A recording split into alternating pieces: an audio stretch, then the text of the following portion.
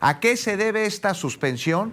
¿Para qué? Bueno, pues mientras está informando la Comisión Nacional de los Derechos Humanos que debe concluir la visita de supervisión a todas las instalaciones y, bueno, una vez realizado esto, se debe dar a conocer un informe especial que justo el Instituto Nacional de Migración va a llevar a cabo. Y desde la Secretaría de Relaciones Exteriores, el Gobierno de México va a llevar a cabo una estrategia de asistencia y protección consular a connacionales en la frontera con los Estados Unidos. De todo esto vamos a hablar con Eunice Rendón, a quien agradezco muchísimo que nos acompañe esta noche. Eunice, ¿cómo estás? Gracias por estar. No, bien, gracias a ti. Buenas noches. Oye, pues ya vimos la frontera norte. Bueno, están llegando, como me decías aquí hace una semana, miles y miles de personas, migrantes, encontrando aquel sueño americano que se convierte en pesadilla demasiadas veces. Pusieron rejas, se saltaron la barda, se saltaron las rejas, los están deteniendo. Y bueno, pues parece que la situación se va a complicar aún más.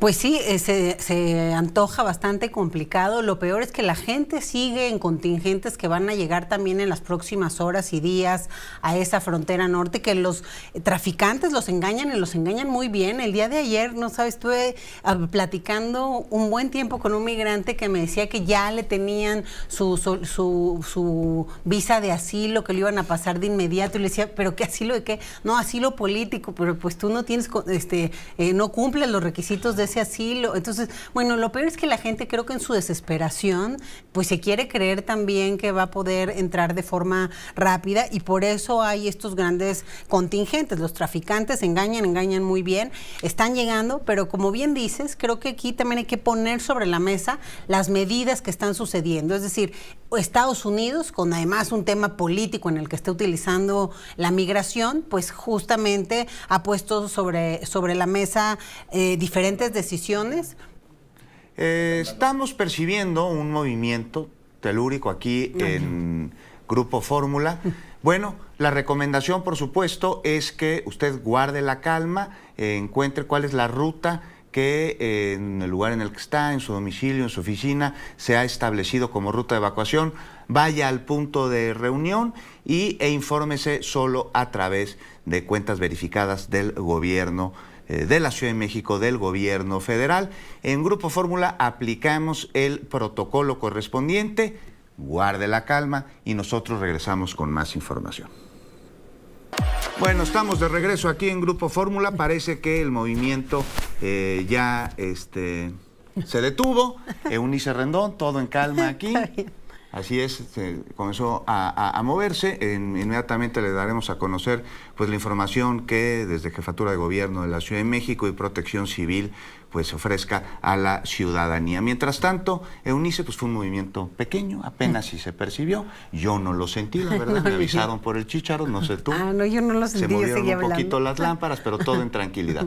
Bueno, estamos hablando de los traficantes de personas, que son los que están haciendo su agosto. Pues ¿verdad? Los traficantes, por un lado, que aquí platicamos la vez pasada, que además son cárteles ya peligrosos del crimen quienes se encargan de este delito, y por el otro lado, creo que las medidas de Estados Unidos que ha propuesto hasta ahora, que se enmarcan también en el tema político por allá, son medidas de securitización y militarización fronteriza, es decir, 24,000 agentes parece que están entrando en la frontera para cubrir esos 3,000 y tantos kilómetros que tenemos entre ambos países. También gobernadores como Greg Abbott, por ejemplo, de Texas, pues anunció medidas adicionales, o sea, va a poner 1,200 efectivos del Estado. Para vigilar, para vigilar, pues para vigilar. Yo creo que todos son medidas de contención y de amenaza de alguna forma para que los migrantes no vengan.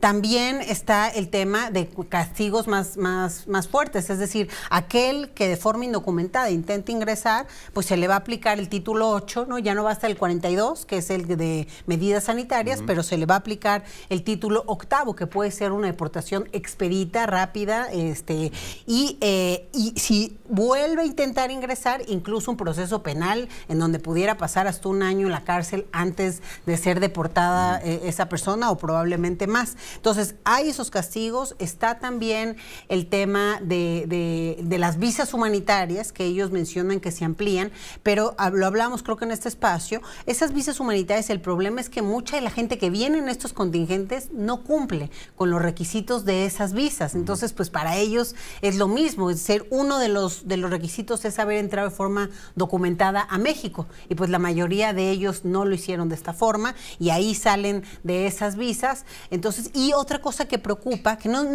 todavía no entiendo bien cómo se va a dar después de la llamada del presidente Andrés Manuel con Biden, anunciaron, y tras la reunión con la asesora de seguridad Sherwood, anunciaron que iba a haber un programa humanitario, es lo único que dijeron, a través del cual van a poder seguir deportando o retornando a personas que no son mexicanas a México. Entonces, eso nos preocupa. Y con estaciones migratorias que además... Pues, bueno, creo que eliminaron 33 ahorita, no están en funcionamiento, ¿no? ¿Cómo atender esta situación atípica dentro del movimiento enorme que hay en cuanto a migrantes en la frontera con México sin estas estaciones migratorias?